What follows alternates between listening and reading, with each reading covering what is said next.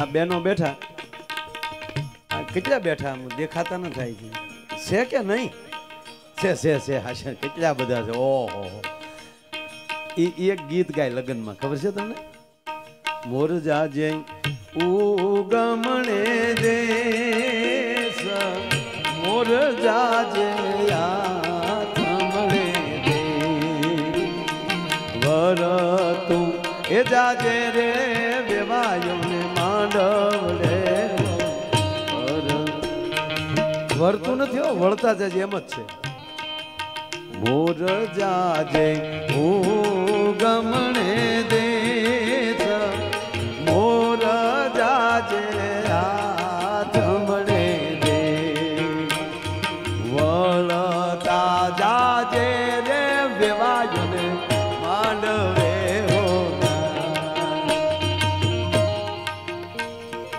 ઉગમણે ને આથમણું જ કીધું. આ બેનું કેટલું ડાયું છે.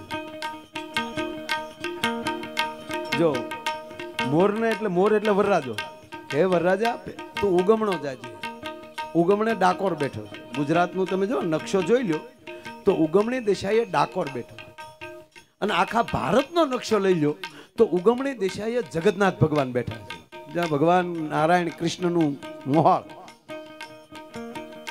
તો ઉગમણી દિશાએ ન્યાલી દી ઉગે છે. તો એને કીધું ઉગમણો જાજે, એટલે ભગવાન ડાકોરના દર્શન કરજે, જગન્નાથ ભગવાનના દર્શન કરજે, અને મોર પછી તું આથમણો જાજે. આથમણી દિશાએ મારો નાથ દ્વારકાધીશ બેઠો છે, અને એ આથમણે મંદિર હે જગતનું મોટામાં મોટું જગત મંદિર.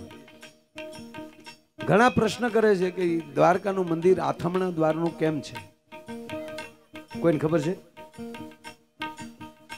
મને ખબર છે પણ હું કોઈને કહું નહીં.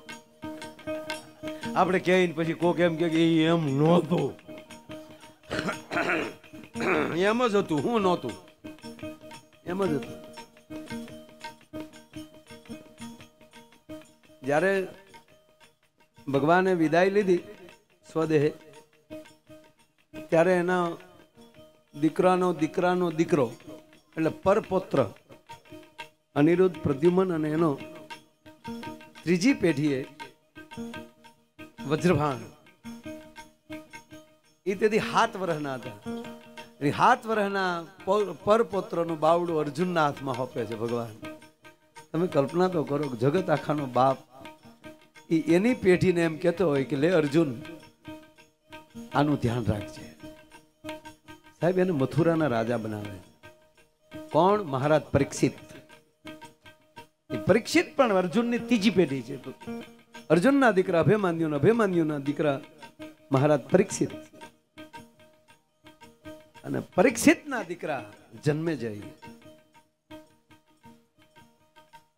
અને પછી એણે ભગવાનની વિદાય પછી મહારાજ પરીક્ષિત અને જન્મેજય એ વજ્રભાણ સાથે રહીને ભગવાન કૃષ્ણની જે જગ્યાઓ હતી એને આજની ભાષામાં કહી તો એને યાત્રાધામ બનાવે છે. અને ત્યારે દ્વારકા નગરી તો દરિયાને હોપી દીધી હતી. અને પછી દરિયાદેવને પ્રાર્થના કરે છે કે અમારે અહીંયા દ્વારકાધીશનું મંદિર બનાવવું છે, આપ જગ્યા આપો. ત્યારે કીધું મંદિરમાં જગ્યા આપું. દરિયો કે પણ મોઢું મારી બાજુ રાખજો, જેથી કરીને એના ચરણ રોજ હું પખાડું અને રોજ મને દ્વારકાધીશના દર્શન થાય. એટલે મૂળવાતા મોર જાજે ઉગમણે દેશ, મોર જાજે આથમણે. આમ લગન ગીત સાંભળીને તો ગલગલિયા થાય. અહીંયા સડે ગા તેથી કેવા આપણે ડાયમાના દીકરાથી ફેરા ફરતા હતા. એમાં આમાં માયરા થઈને આમ માંડવામાં બેઠા હોય ઘીવાળા, એમાં ગોર બાપા કે કન્યા પધરાવો સાવધાન, તો આપણું મોઢું મળે લાપસી કવા કાગડે આવ્યા. કેવા બધા દાંત કાઢે. તમને અહીંયા તો સડેલું છે બધા. હા, પણ બેનો કેટલા હોશિયાર વાત એ કહું. વરરાજાને કીધું ઉગમણો જાજે, આથમણો જાજે, દ્વારકાધીશના અને જગન્નાથના દર્શન કરજે, આશીર્વાદ લેજે. પછી વળતા માંડવામાં આવશે.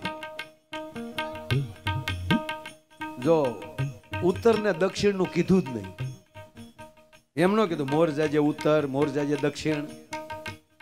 હવે ગુજરાતનો નકશો લઈ લો, બેનું કેટલા હોશિયાર, દક્ષિણમાં જવાનું કીધું જ નહીં, ઉત્તરમાં જવાનું કીધું નહીં. શું કામ? બેનોને ખબર હતી કે દક્ષિણમાં દીવ અને દમણ બેય છે. ન્યા જો મોર ગયો હોય તો એ માંડવે જાય એવો નોરે, કળા પૂરી ના આવે.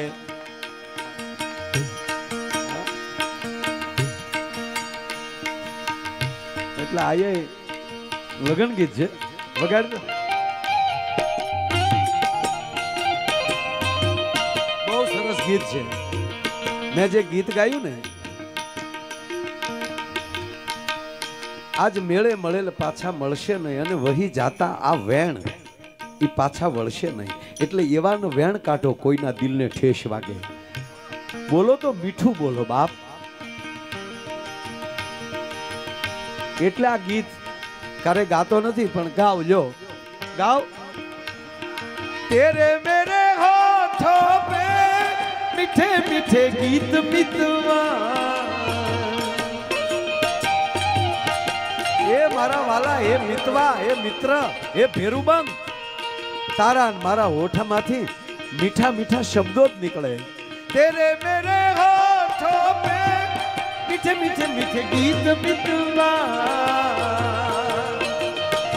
પછી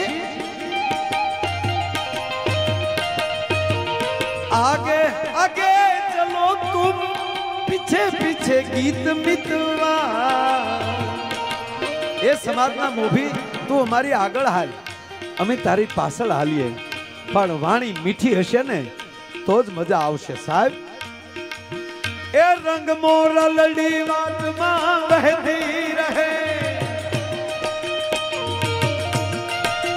એ રસ ખેલા ને કાનમાં કહેતી રહે.